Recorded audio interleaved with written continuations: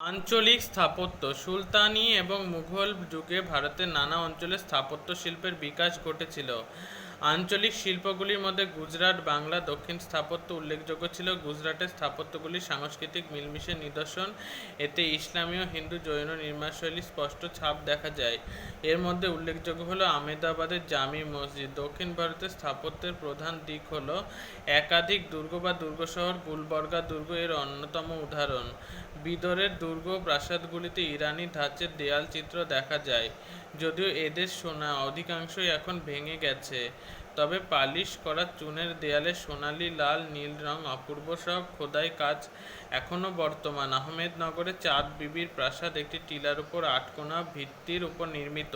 বিজাপুরে মোহাম্মদ আদিল শাহ নির্মিত গোল গম্বুজ একটি সুন্দর স্থাপত্যকলা। এই গম্বুজটি ভারতবর্ষের সবচেয়ে বড় গম্বুজ। কুতুবশাহী আমলের হায়দ্রাবাদের চারমিনার আঞ্চলিক স্থাপত্যের চমৎকার নিদর্শন।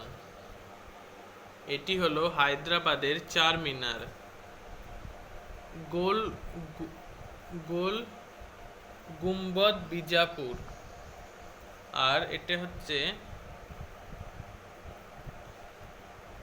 বিঠল মন্দিরে পাথরের রথ হাম্পি বিজয়নগর।